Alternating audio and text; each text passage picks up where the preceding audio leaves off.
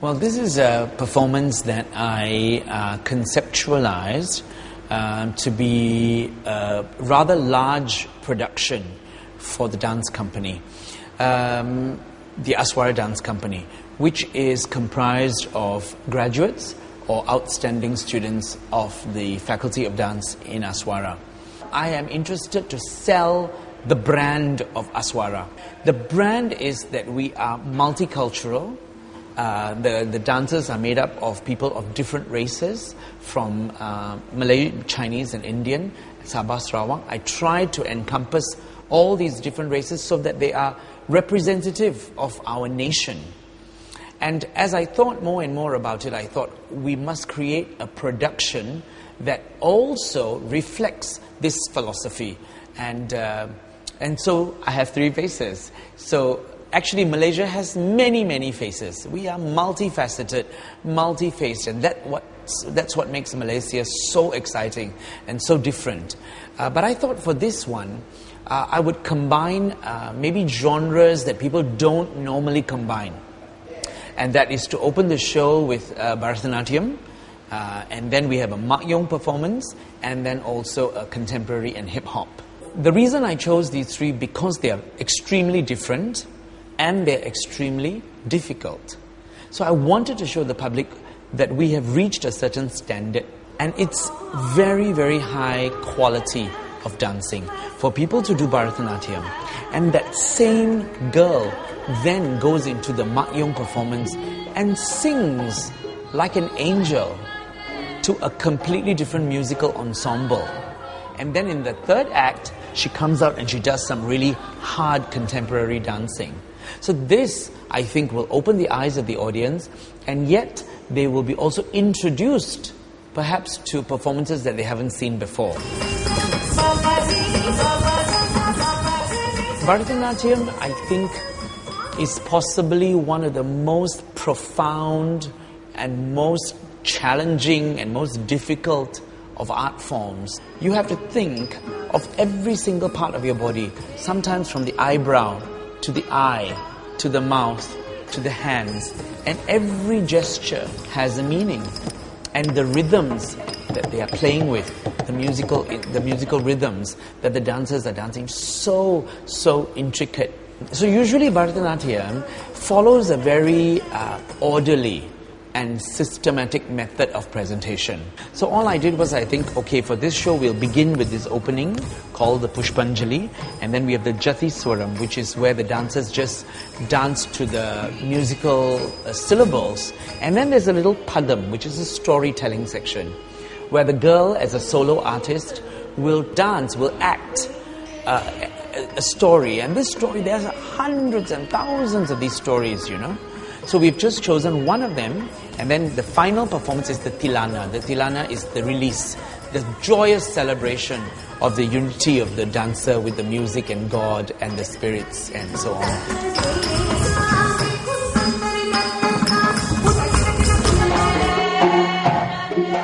Makyung. This is an art form which we refer to as traditional theatre from Malaysia.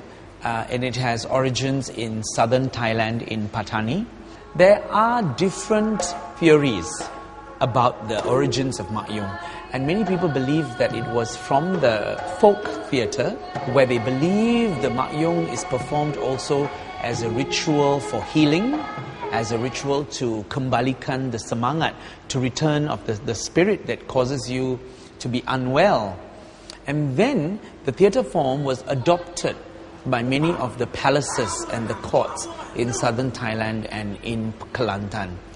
And naturally, when it's adopted or receives patronage from the courts, it really does undergo some kind of change.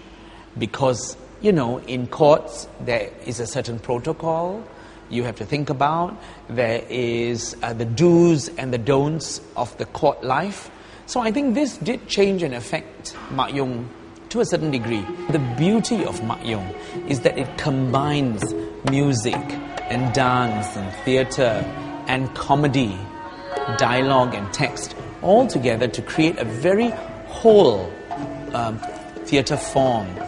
And it's really a phenomenally beautiful art form that UNESCO in 2006, if I'm not mistaken, declared it an oral and intangible heritage of theatre in Malaysia. Makyung depends so much on the skill of the singer, who is the Makyung, and the actor, and also the comedic ability of one or two of the characters. Interestingly also, Makyung is most often performed by women, and the comedy roles are played by men. So some people actually look at it as a very feminist kind of theatre form, because the women take all the main roles and the men are the comedy buffoons, you know. So people laugh at the men throughout the whole show. So the skill and the beauty of Makyung also is in the skill of the peran. It's called the comedic role, and how he can incorporate sometimes very current affairs into the script, because it's all improvised. And the dancing, it's just so beautiful, you know, the fingers and the fluidity of the movement with the music is just magnificent. The other very important thing about Makyung is the opening dance, called the Menghadap Rebab, is played as the dancers face the three-stringed instrument called the Rebab. So the Rebab player sits in front of the dancers and plays this instrument, and they sing. And that's when they change the character. So this is all very significant in the performance of Makyung. I want the dancers or the audience, especially the young people, to look and say that, oh, I love hip-hop and I love street dancing. And that doesn't mean I cannot learn the other forms. So one of the big problems that we face in this country is that young people don't want to learn Makyung. They don't want to learn this traditional form. They think it's too boring.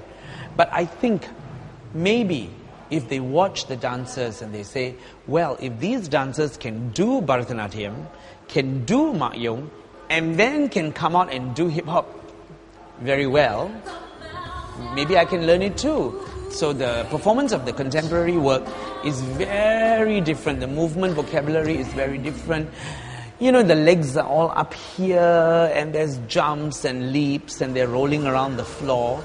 So the audience is going to be left so surprised that these young people can do all these different things. I've taught here, as I mentioned, for 17 years. I have waited a long time, patiently training them, planning, organizing, and working towards what I think we are beginning to do now, that is to work towards professionalism.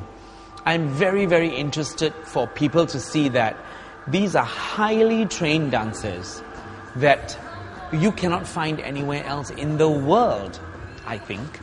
And therefore, I really want people to see that, okay, now you're only paying 20 ringgit for the show. You're only paying 5 ringgit for the show. But sooner or later, I want people to say that this is our job. This is my career. And I want you to come and watch, because we are going to give you a new experience. We are going to bring you to a different place. The music, the dance, the costume. I hope they will take back these very beautiful images and realize that art is so beautiful, that life can be so beautiful, and talent really is given to us by God, and therefore we have to appreciate it and celebrate it.